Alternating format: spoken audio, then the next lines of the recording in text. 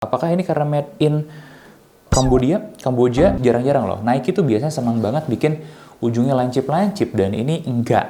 Enak. P6000 atau GT2160? Halo guys, Dimas di sini dan kembali lagi di segmen battle kita. Nah, kali ini gue sudah punya dua brand lokal. Satu brand lokal Amerika, lebih tepatnya dari Oregon, dan satu lagi brand lokal Jepang ya. Dimana dua brand lokal ini akan bertarung mendapatkan predikat mana sih dead shoes paling worth it ya buat harga under 2 juta. Pertama sedikit latar belakang ya, Nike P6000 ini jadi favoritnya sih kebanyakan anak-anak muda zaman sekarang. Kenapa? Karena Nike bos. Dan yang keduanya itu karena memang feel pakainya itu langsung nyaman. Nah di sisi yang lain banyak sekali orang-orang yang pengen siluetnya yang lebih tahun 2000-an. Dimana itu selalu berhasil dijawab sama Asics lewat siluet-siluetnya. Tapi KN14 mungkin tidak terjangkau buat kebanyakan orang, makanya banyak orang yang kemudian beralih ke GT2160.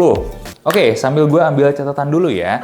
Nah, di sini ada hasil tes kita kemarin, dimana kalau secara rating aja jujur-jujuran ya, GT2160 ini udah kalah dari Nike P6000. Pun kalau kalian ingat, gue bertanya-tanya apakah si P6000 ini adalah Asics terburuk yang kita pernah tes gitu ya. Karena beda banget sama Asics yang lainnya. Oke, langsung aja kali ya. Pertama, kita akan bahas dari segi material upper. Nah, gue mau bahas lagi nih dari segi material upper, dimana seperti biasa kalau meshnya Asics ini cukup bagus ya, relatif oke, dimana kita juga menemukan dari tes tarik-tarikannya ini ratanya terbilang baik ya, dia bisa nahan beban sampai 5,75 kg force, nah, angkanya gede juga ya.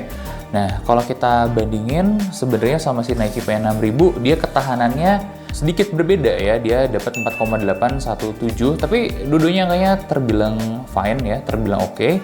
Kalau kita tes Dremel juga ya, ini Dremel selama 30 detik di uppernya ya habis ya si GT2160, sedangkan P6000 ini ada sisa ya, nggak jebol-jebol banget. Jadi artinya dalam tes terhadap gesekan-gesekan yang mungkin nanti akan timbul, entah kalian lagi di jalan gitu ya, atau mungkin gesekan-gesekan yang lain lah ya ketika keinjek-injek di kendaraan umum, misalnya di dalam kereta atau dan lain sebagainya. Nah, memang P6000 ini lebih baik gitu. Beberapa tes-tes lain juga nunjukin kalau memang setidak-tidaknya temuan kita nih untuk kelas P6000 ini, dia punya daya tahan yang lebih baik dari segi uppernya dibandingkan 2160 dari Asics. Loh bang, tapi kan biasanya Asics materialnya bagus.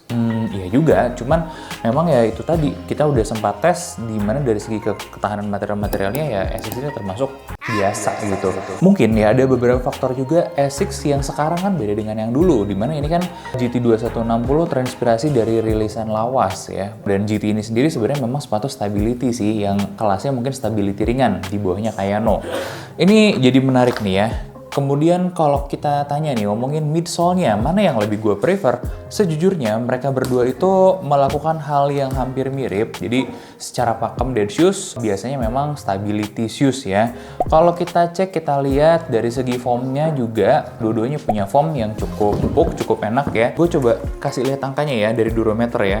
Durometer midsole-nya GT2160 itu 18 HA, sedangkan durometer Nike P6000 itu adalah 21 HA. Lebih keras sedikit sebenarnya punya Nike P6000, tapi harus diakuin feel-nya memang lebih empuk. Kenapa? Karena memang kalian bisa lihat sendiri ya, nggak ada support yang sampai ujung di sini, nggak ngerasin banget lah dari segi konstruksinya. Jadi memang feel empuknya lebih terasa di sini ya. Tapi kalau gue boleh bilang sih lebih proper yang mana ya jelas GT2160. Kita juga bisa menemukan ada sedikit gel di sini. Meskipun kalau kita potong ya gelnya cuma sampai belakang ini juga membantu untuk berdiri biasanya ya. Tadi mungkin gue heads up lagi aja dari segi platnya juga jauh lebih besar ya.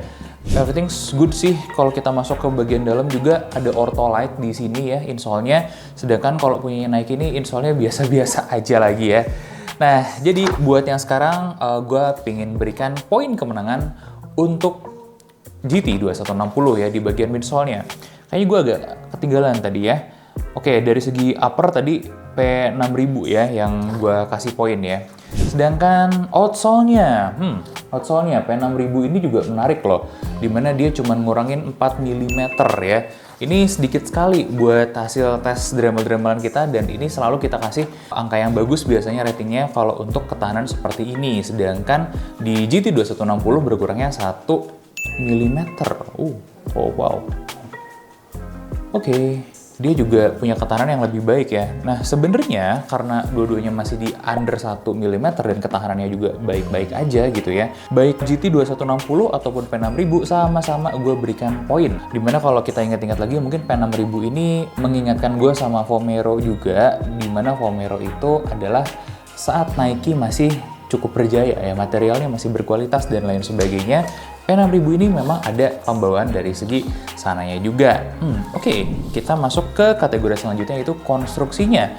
Ini konstruksinya juga agak berbeda dengan ASICS biasa. Kalau kalian ingat, spesimen yang kita dapatkan di Kick Avenue ini sebenarnya nggak buruk, cuman memang tidak seperti ASICS yang biasa ya, jahitannya kurang rata, lemnya bleber, dan lain sebagainya. Jadi konsisten dari segi kerapihannya memang agak kurang. Apakah ini karena made in Kamboja beda dengan ASICS kebanyakan yang made in Indonesia dan rapi-rapi sekali, gue nggak tahu ya. Anyway, kalau mau bahasnya Kick Avenue-nya, sebenarnya dari legit check mereka udah lolosin juga sih, dan gue udah sempat confirm balik, gue juga tidak menemukan indikasi fake juga di sini, cuman memang miss aja gitu dari segi kualitasnya.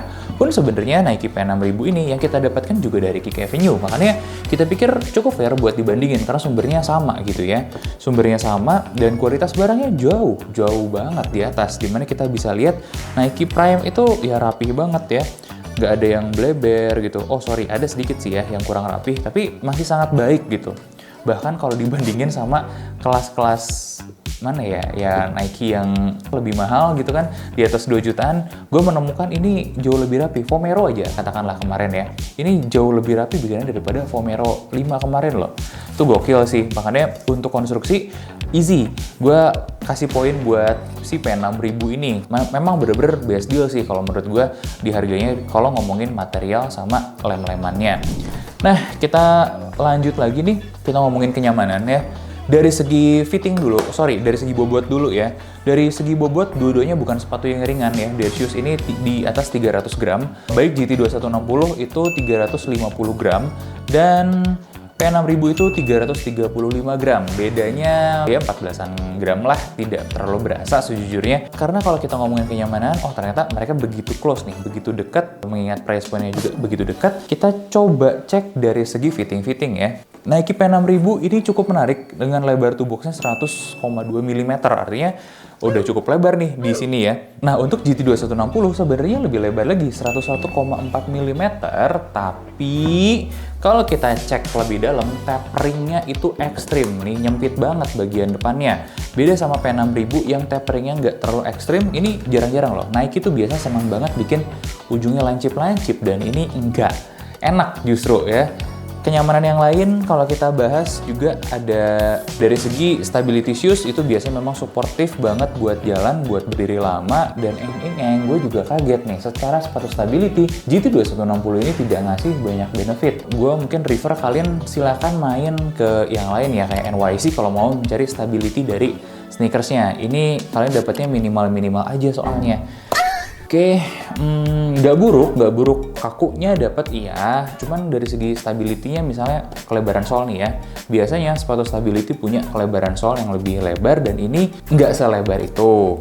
Nah, P6000 di sisi yang lain dia juga tidak punya fungsi stability yang baik. Kalian lihat sendiri, platnya di sini sangat kecil, nggak banyak bermanfaat sama sekali untuk kestabilannya. Yang berbeda akhirnya apa? Si GT2160 ini lebih keras feel-nya ya. Jadi aneh menurut gue ya, stability-nya kurang tapi kerasnya dapat. Mendingan ya kalian dapet yang nggak macam-macam, nggak neko-neko aja. Dia bukan sepatu stability, dia empuk iya, straightforward empuk aja. Cuman memang bukan sepatu yang empuknya goyang-goyang gitu ya. Oke loh, dan buat berdiri surprisingly ternyata lebih oke si P6000 ini untuk durasi yang relatif lama. Ya nggak lama banget juga ya, karena belum sampai 8 jam 10 jam tes kita, tapi relatif rasanya lebih enak di sepatu ini. Makanya untuk kenyamanannya, aduh, meskipun ini ada stability-nya, gue nggak bisa kasih poin deh, karena tanggung gitu ya positioningnya. Mendingan kita kasih poin ya buat si P6000 ini. Straightforward lebih nyaman sih sebenarnya. Nah, untuk performance gue bisa liatin juga sama kalian ya, lateral rigidity-nya ya cukup aja, nggak terlalu kaku. Torsional rigidity-nya juga cukup aja, nggak terlalu kaku juga. Yang penting memang masih memberikan kestabilan saat jalan meskipun ini lebih ke cushion. Kalau di GT2160, lateral rigidity-nya ini nggak rigid ya, malah lentur sekali, baik ya. Memang seperti base-nya sepatu lari, torsional rigidity-nya yang berasa ada plat di sini ya, plat plastik dan kakunya sangat berasa sekali. Kalau kita cek juga bagian heel cup-nya, ini dua-duanya hampir mirip, jadi mirip-mirip aja, cuman si GT2160 ini sedikit lebih keras, wajar, memang dia sepatu stability begitu ya. Kalau kita bahas rockernya, dua-duanya punya rocker yang baik, membantu langkah, tapi personally gue melihat potensi untuk jalannya lebih banyak di GT2160 ini karena geometri sepatunya yang lebih enak. Nah, kalau kita bahas dari segi grip-gripannya gitu ya, di lantai licin cukup, yang ini GT2160 juga ya baik-baik aja gitu. Jadi memang sebenarnya mereka ada di kelas yang nggak terlalu jauh dari segi performance-nya. Nah, tinggal preferensi kalian aja sih. Menurut gue, dua-duanya bisa perform dengan baik sebagai sneakers ya. Makanya izinkan gue memberikan sama 1 poin untuk masing-masing di performance-nya. Tidak buruk, sama sekali tidak buruk. Karena memang ya itu tadi ya, GT2160 ketinggalannya hanya di material. Menarik nih, dari 6 kategori, P6000 ini dapat 5 poin ya, yang dia unggul gitu ya. Dimana GT2160 cuma dapat 3 poin dari 6 kategori. Ya kalian udah bisa nebak ya, banyak hal yang bisa dipenuhi dengan si Nike P6000 ini ketimbang GT2160. Nah, kalau kalian lebih cari yang value for money, dari hasil penelitian kita, P6000 lah yang kita sarankan, meskipun memang kurang fungsi stability-nya ya dari segi dead shoes ya. Kalau dari segi desain, gue nggak bisa berkata banyak ya, karena memang selera pada akhirnya, mau yang ini atau yang ini, terserah kalian gitu. Nah, sedangkan GT2160 ini sebenarnya dia kalau dipakai pun sangat oke aja, tapi dari segi material sih terutama menurut gue kurang value for money aja. Tapi dua-duanya adalah pilihan yang sangat menarik kalau dapat di harga under retail. Kalian juga bisa cek-cek Kick Avenue ya, karena gue selalu dapat harga-harga under retail yang cukup cakep, baik buat 2 sepatu ini atau sepatu-sepatu yang lainnya juga.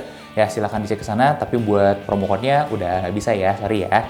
Nah, itu aja mungkin kesimpulannya, dan tepuk tangan lo dong buat pemenang kita, Nike P6000. Nah, gimana? Kalian pilih yang mana? Silahkan komen di bawah, dan mana selera kalian, atau apa yang harusnya kita battlein lagi di segmen ini. Gue Dimas pamit undur diri, jangan lupa like, komen, dan subscribe. Sampai ketemu di Versus selanjutnya.